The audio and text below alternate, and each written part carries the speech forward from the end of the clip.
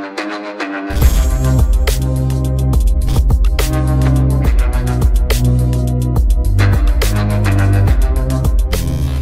वालेकुम गाइस, कैसे हैं आप। उम्मीद करता हूं कि आप सब खैरियत से होंगे, खुश होंगे और हमारी दुआ है कि आप हमेशा खुश रहें, हंसते और मुस्कुराते रहें। मेरा नाम है रहमान अनवर और मैं हूं मोहम्मद सैयद और मैं हूं जफर इकबाल। और आज हम जिस वीडियो पर रिएक्ट करने जा रहे हैं, इस वीडियो का टाइटल है major Gaurav Arya talk about India defence corporation with Israel, UAE and Saudi Arabia. तो वीडियो भी काफ़ी अच्छी है मेजर साहब की, और बाद देखते हैं सबसे पहले वीडियो और बाद में देते रिव्यू। तो चलो वीडियो करते हैं शुरू। जी हेलो दोस्तों, मैं हूं कमर सीमा और दोस्तों जिस तरह के आप देख रहे हैं मेरे साथ मौजूद है मेजर गौरव आर्य साहब। मेजर साहब, सबसे पहले तो आपके वक्त का बहुत शुक्रिया। थैंक यू चीमा साहब, बहुत बहुत धन्यवाद आपका। Thank you. Thank you. Major साहब, आज एक बड़ी इंपॉर्टेंट पार्टनरशिप है जो कि डेवलप हो रही है, इसको हम डेवलपिंग मैं तो कहूँगा, और वो इंडिया, इजराइल और यूएई की है। बहुत सारे लोगों का कहना ये है कि इंडिया जो है वो इजराइल के और मुस्लिम वर्ल्ड के जो करीब हो रहा है, दैट इज टू अंडरमाइन वो जो ओआईसी की जो एक सुपरियोरिटी थी, या ओआई का जो एक अपर हैंड था कश्मीर के ऊपर, उसको लेकर के वो इस तरह कि एक तो यूएई और जो बाकी मिडिल ईस्टर्न ममालिक हैं उनको न्यूट्रलाइज करो, और दूसरा एक कहा गया था कि इंडिया जो है वो इजराइल मॉडल लेके आ रहा है कि जिस तरह इजराइल जो है वो फलस्तीनियों को डील कर रहा है, उसी तरह जो है वो इंडिया कश्मीरियों को डील करेगा। जिस तरह फॉर एग्जांपल रिसेंटली कश्मीर में ये सुरंगों का मसला आ गया। तो आप क्या देखते हैं ये जो इंडिया इजराइल यूएई रिलेशनशिप है? मैं थोड़े दिन पहले एक अरब जर्नलिस्ट से भी बात कर रहा था इस हवाले से। आप कैसे देखते हैं ये basically what is the significance of this? ये प्योरली इकोनॉमिक एंगेजमेंट है, ये एक बायलैटरल एंगेजमेंट है, या क्या आप समझते हैं एक नया ऑर्डर जो है वो लिखा जा रहा है? ऐसा यहाँ पे कई लोग फॉरेन ऑफिस में चीमा साहब ऐसे हैं जिनको ऐसा लगता है कि there is a new order emerging and the world is up for grabs. अब वो क्लियर लाइंस नहीं रह गई जैसे कि अमेरिका एक है या चीन का एक ब्लॉक है, ऐसा नहीं है। तो इसमें इंडिया एक्टिव है काफी टाइम से, और इंडिया की गुडविल बहुत है। चाइना की गुडविल नहीं है, चाइना के पास पैसा हमसे बहुत ज्यादा है, इसमें कोई शक नहीं है चीमा साहब, पर चाइना की गुडविल नहीं है किसी के साथ। चाइना का ट्रांजैक्शनल रिलेशनशिप है, हम ये पैसा देंगे तुम ये कर लो, हम ये पैसा देंगे ये कर लो। हमारा ऐसा नहीं है, हमारा ये तुम पैसा भी ले लो हमसे, हमारे पास ज्यादा पैसे नहीं पर जितने ही ले लो, हम तुमसे कुछ करवा भी नहीं रहे। So what we have done is China has bought land, we have bought goodwill. Afghanistan में देखिए हमारी गुडविल है, श्रीलंका में हमारी गुडविल है। ऐसे कई छोटे बड़े मुल्क हैं जहां पे हमारी गुडविल बहुत ज्यादा है। अगर आप किसी आम बंदे से पूछें उस मुल्क में कि आप भारत के बारे में क्या समझते हैं as a country, projection of soft power ये बहुत जबरदस्त है। अब आपने बोला इजराइल, आपने वो हाइफा पोर्ट की स्टोरी तो आपने पढ़ी होगी, अदानी साहब ने वो पोर्ट खरीद लिया। वहाँ पे six fleet is there at Haifa and it's strategically very important. वो मुझे समझाने की जरूरत नहीं, you know better than me Cheema साहब, आप फॉलो करते हैं चीजें। चीमा साहब, बात यह है कि इसमें एक ओआईसी का मुद्दा तो है, इसमें एक एनर्जी सिक्योरिटी का भी मुद्दा है, और इसमें यह भी मुद्दा है कि जो अपनी डिप्लोमेसी का इस्तेमाल करके, जो कि काफी टर्बोचार्ज हुई थी जब मोदी जी ने वो पैंडेमिक के दौरान ये सारे मुल्कों को भेजी थी, जब वैक्सीनेशन भेजा था, वैक्सीन भेजी थी, उस जमाने काफी गुडविल जो हम लोगों ने बोली थी, उसको एक नेक्स्ट स्टेप में ले जाने के लिए किस तरीके से भारत इनरोड्स करेगा मिडल ईस्ट के मार्केट में, यूएई के मार्केट में किस तरीके से इनरोड्स करेगा, इजराइल की खासतौर से टेक्नोलॉजी का इस्तेमाल, चाहे वो वेपन्स की हो, चाहे वो एग्रीकल्चर की हो, चाहे वो मैन्युफैक्चरिंग की हो, किसी भी तरीके की। Israel you know maximum number of PhDs in the world, आपको बेहतर पता है मुझसे, and the kind of research that they are doing. So इन सब के एक ऑल्टरनेट पावर स्ट्रक्चर, मुझे ऐसा लग रहा है कि वर्ल्ड में आगे चल के there will be several power structures, not just one और टू। एक जमाने में कहते थे कि सिर्फ यूएस और यूएसएसआर है, फिर बाद में काफी सालों तक सिर्फ यूएस रहा, फिर बाद में 80s 90s के बाद चाइना उभर कर आ गया। अब मुझे लग रहा है कि the ground is open for more and more alignments in the world, multipolar world जिसको हम कह भी सकते हैं एक तरीके से। तो मुझे लगता है इसमें India is very keen to play its part, और इंडिया मुस्लिम कंट्रीज को, जहां तक आपने बात करी कश्मीर का मामला ओआईसी को उठाने का, वो भी एक बात तो है, इससे हम इनकार तो नहीं कर सकते चीमा साहब की, ये बात नहीं है, बिल्कुल ये बात है। और जिस तरीके से इंडिया चाहता है कि जो कश्मीर का मुद्दा है, जो पाकिस्तान के पास एक ट्रम्प कार्ड था कि हम भी मुसलमान मुल्क हैं और आपको कश्मीरियों का इसलिए साथ देना चाहिए क्योंकि वो भी मुसलमान हैं, ये पाकिस्तान का मौक़िफ़ रहा है काफ़ी समय से, और पाकिस्तान ने इंडिया को कई दिहाइयों तक, कई दशकों तक अलग करके रखा था, आइसोलेट करके रखा था, सक्सेसफुली डिप्लोमैटिकली आइसोलेट करके रखा था। जब इंडिया की इकोनॉमी ऊपर बढ़ी और एक लेवल पे पहुंची, फिर इंडिया ने बोला कि why talk the language of religion, talk the language of dollars that everybody speaks. Hindu हो, मुसलमान हो, सिख हो, ईसाई हो, डॉलर के सामने तो सब झुकते हैं, तो let us speak that language. And उनको भी बात समझ में, अरबों को ये सब चीजें ज्यादा जल्दी समझ में आती हैं, they are very quick in that regard. So that is what India is doing, leveraging its vast market potential, leveraging its buying power, leveraging not just Cheema साहब जो इंडिया का लेबर जाता है, बट यूएई की बहुत सारी ऐसी कंपनीज है चीमा साहब जिसके सीईओज और जिसके जो मैनेजिंग डायरेक्टर्स हैं वो इंडियंस हैं, leveraging that sort of power and leveraging our diplomacy।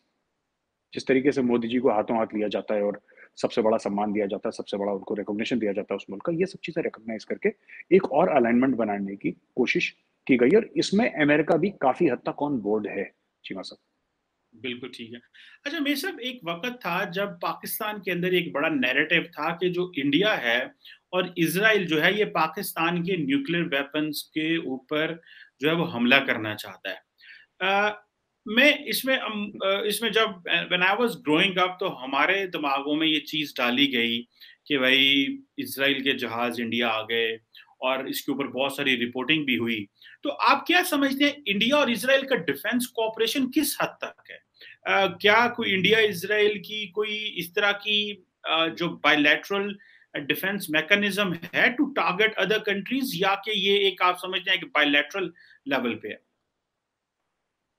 Cheema साहब, आई डोंट थिंक, मुझे ऐसा नहीं लगता कि टू टारगेट अदर कंट्रीज है, लेकिन इंडिया और इजराइल की जो डिप्लोमेसी है वो इतनी एक दूसरे के साथ घुली मिली है, और इतने ये ओपन फोरम में मैं वो बात नहीं कहना चाहूंगा, बट मैंने अपनी आंखों से देखा है, what I have seen with my own eyes. So I have seen किस तरीके से इजराइल इंडिया में और इंडिया इजराइल में एक दूसरे के डिफेंस के अंदर बिल्कुल शामिल हैं। They are trusted, they walk into sensitive installations both in Tel Aviv and in New Delhi, they walk into sensitive installations। और मुझे ऐसा लगता है, मुझे ये नहीं पता कि कोई इनका है कि टारगेट अ थर्ड कंट्री, ऐसा कुछ है, ये मेरी नजर से नहीं गुजरा है, लेकिन मुझे ऐसी बड़ी स्ट्रॉन्ग फीलिंग है, क्योंकि मैंने कुछ डिस्कशंस का जो ऐसी थिंक टैंक्स के डिस्कशंस हैं, और मुझे ऐसा लगता है कि देखिए, Israel has been helping us in war for a very long time, ये बात सच है। Israel has been helping us in war for a very long time. Kargil में जो हमने लेजर गाइडेड बॉम्ब्स यूज करे थे, वो इजराइल के थे, वो इजराइल की टेक्नोलॉजी थी। जो बालाकोट में यूज करे थे स्पाइस 2000, वो इजराइल का था। 1971 वॉर में इजराइल की टेक्नोलॉजी थी। तो ऐसी इजराइल ने हर समय भारत की मदद करी, और भारत भी इजराइल के साथ, अब भारत भी now India is also in a position to help, so India is also helping Israel. तो इनका आई थिंक जो इंडिया इजराइल पार्टनरशिप है ना चीमा साहब, वो मुझे नहीं लगता कि इंडिया की एक जमाने में 60s 70s या अर्ली 80s में सोवियत यूनियन के साथ ऐसी थी जैसी आज की तारीख में इंडिया और इजराइल की है। That level of partnership where there is so much faith and there is so much of friendship that targeting a third country, इसके ऊपर कोई डील है मुझे नहीं पता, बट पॉसिबिलिटी है, डेफिनेटली पॉसिबिलिटी है, डेफिनेटली पॉसिबिलिटी है। ये क्लोजनेस बहुत ज्यादा है, बहुत ज्यादा है। अच्छा मेरे सर ये बताइएगा, ये जो अभी इंडिया और इजराइल का डिफेंस कोऑपरेशन है, इसमें where does China fall in? China को कहाँ पे रखते हैं? और क्योंकि रिसेंटली जो HP हेरोन ड्रोन्स हैं इंडिया ने इजराइल से लिए थे और खरीदे भी थे, आई थिंक उनकी कैटेगरी 3 या 3rd जनरेशन या 4th जनरेशन, उस पर भी काम हुआ है। तो इंडिया इजराइल का डिफेंस कोऑपरेशन कैसा है? और इसमें जरा कीपिंग इन माइंड चाइना जरा हमें बताएं, क्योंकि वो जो आप बात कर रहे हैं माजी में, तो जारी बात है अगर 71 की बात की जाए तो पाकिस्तान है, लेकिन अभी तो you have a new adversary. तो उस सेंस में इंडिया और इजराइल का जो डिफेंस कोऑपरेशन है वो कहाँ पे है, किस लेवल पे है? ये जो आपने हेरोन ड्रोन्स की बात करी है चीमा साहब, ये तो नए वाले ले रहे हैं। पुराने वाले हेरोन ड्रोन्स हमारे पास हैं काफी टाइम से, मैं खुद देख चुका हूँ। मैं आई हैव फिल्म्ड इट। अगर आप मेरा टीवी सीरीज देखें पेट्रियट, तो उसमें मैंने 3 साल पहले शूट कर रखा है पूरा एपिसोड उनके साथ। तो I've shot that episode. I've seen them. I've spoken to people. So Israeli technology in India is not new. दूसरी चीज ये है कि हम ये नहीं कह रहे कि इसराइल यू सी जंग में हेल्प करने की बड़े सारे तरीके होते हैं, राइट? हम कभी ये नहीं चाह रहे कि इजरायली ट्रूप्स आ जाएं और हमारे साथ मिलकर चाइना के साथ हम खुद सक्षम हैं, हम निपट लेंगे। बट जो इसराइल की टेक्नोलॉजी है, जो इंडिया को चाहिए, वो इसराइल हमें फ्रीली सप्लाई करता है, हम फ्रीली खरीदते हैं उससे, और फ्रीली हमें टेक्नोलॉजी शेयर करी जाती है हमारे साथ। एक तो है कि आपने सामान बेच दिया, रिटेल कर दिया सामान, एक ये है कि टेक्नोलॉजी ओपनली शेयर करना। जो टेक्नोलॉजी है वो इसराइल ने इंडिया के साथ शेयर करी है और इंडिया भी खरीद रहा है। हमारे जो बहुत छोटा सा एग्जांपल है, it's a very small purchase but I just tell you the importance. जो टेवोर वेपन्स हैं जो इंडिया की स्पेशल फोर्सेस यूज करती हैं, पैरा एसएफ यूज करती हैं, टेवोर, वो आईडब्ल्यूआई की बनी इसराइल वेपन इंडस्ट्रीज की टेवोर हैं, और बुलफअप डिजाइन का एक ऑटोमेटिक वेपन है और बहुत ही शानदार वेपन है। मैंने इस्तेमाल करा है, चलाया मैंने। It's quite good, it's very very good. तो वो है, और इसके अलावा भी हमारे नेवी के साथ उनके बड़े क्लोज वो हैं, हमारी एयरफोर्स के साथ उनके बहुत हैं, आर्मी के साथ बहुत हैं, and to the level of the training of special troops और स्पेशल ऑपरेशंस वो भी हैं, और सब कुछ है। और ये जो भी बात आपसे कह रहा हूँ, ये 99% चीजें आपके ओपन मीडिया में इंडिया में मिल जाएंगी। अगर आप सर्च करेंगे तो you will find out. It's nothing, there is no secret that I know that I am telling you. मुझे तो ऐसा कुछ नहीं पता है, लेकिन ये सब मैंने खुद पढ़ा है हमारे वेरियस न्यूज़पेपर्स में, तो उसके हिसाब से आपको बता रहा हूँ कि ये है चीमा साहब, they have sorted it out to quite some level. तो अगर चाइना के साथ कॉन्फ्लिक्ट होती है, जो आपका सवाल था डायरेक्ट, चाइना के साथ अगर हमारी कॉन्फ्लिक्ट होती है, सब हेरॉन ड्रोन्स वगैरह हैं ज्यादातर, इसमें आर्म्ड वर्जन्स भी हैं जो इंडिया ले रहा है। तो इसमें most of our effort is towards China nowadays. If I can be very frank with you, most of our effort is towards China. It's not towards Pakistan. है पाकिस्तान का, ऐसी बात नहीं है कि वहां से लोग हट गए बिल्कुल, but most of it is towards China today.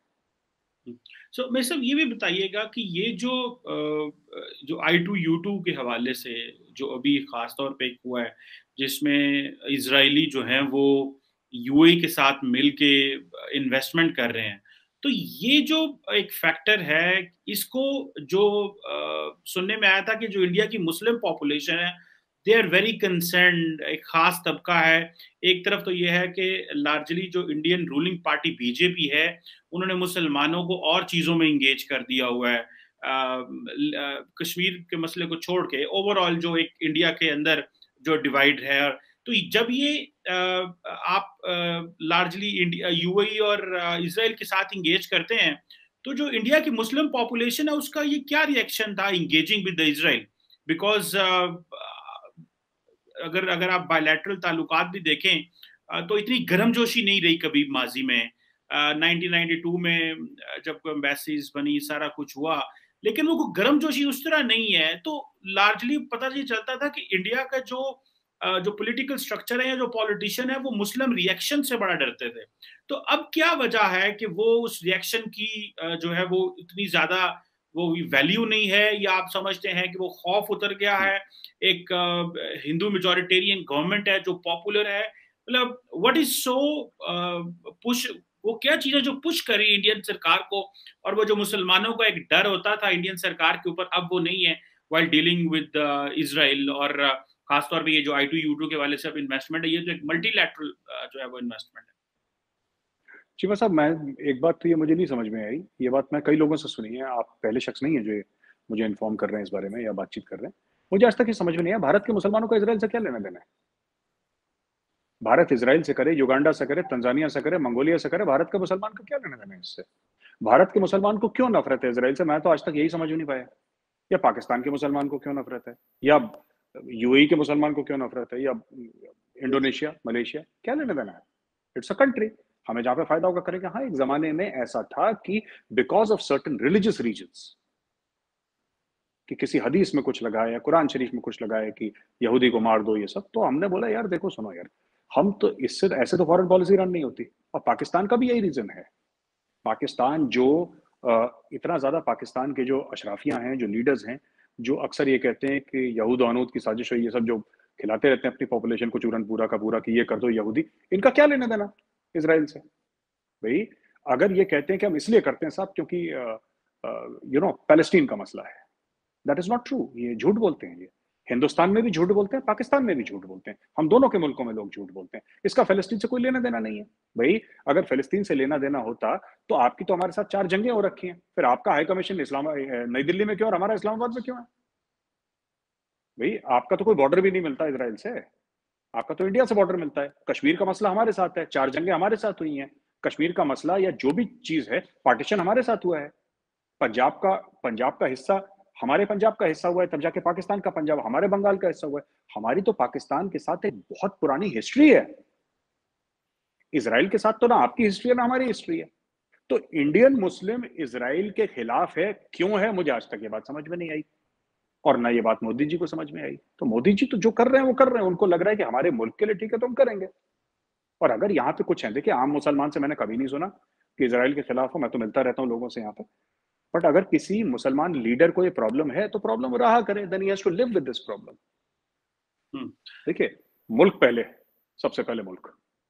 हाँ जी गाइस, जैसा कि वीडियो देख रहे थे, तो video cooperation, defence cooperation with Israel, UAE और सऊदी अरेबिया, तो बहुत अच्छे तरीके से जो है ना वो मेजर साहब इसको बयान कर रहे थे कि किस तरह जो है ना वो डिफेंस वाले सिस्टम में सबसे मेजर इसमें आता है इसराइल, कि वो किस तरह जो है ना वो कोऑपरेट कर रहा है इंडिया के साथ, क्योंकि टेक्नोलॉजी में वो काफ़ी आगे हैं इसराइल जो है। तो ज़ाहिर बात है उनका जो है ना वो इंडिया के साथ वैसे भी रिलेशनशिप जो है ना वो भी बहुत अच्छी है एज़ पर बाकी कंट्रीज़। तो अमेरिका के साथ भी उनकी काफ़ी है, लेकिन ये है कि इंडिया की तरफ भी उनका झुकाव जो है ना वो बहुत ज़्यादा है। लेकिन हमारे खैर पाकिस्तान के साथ तो उनका कोई नहीं है, हम तो हम दुश्मन ही समझते हैं, मतलब कि जो दुश्मन हम वेले समझते हैं बस। यही ना, आप दुश्मन समझते हैं लेकिन उनको पता भी नहीं है। एक अपने आप से एक फतवा इन्होंने लगाया कि वो यहूदी हैं, वो हमारे दुश्मन हैं। वहाँ तक कि कभी आई थिंक उन्होंने इनके मामलात या कोई ऐसे नहीं इतनी तवज्जो या इंटरनल मामले में कोई दखलंदाजी उनकी नहीं हुई देखा जाए तो। लेकिन इंडिया के साथ उनके काफ़ी रिलेशनशिप ठीक है। लेकिन एक बात और है कि इंडिया रिलेशनशिप इसराइल के नहीं साथ है।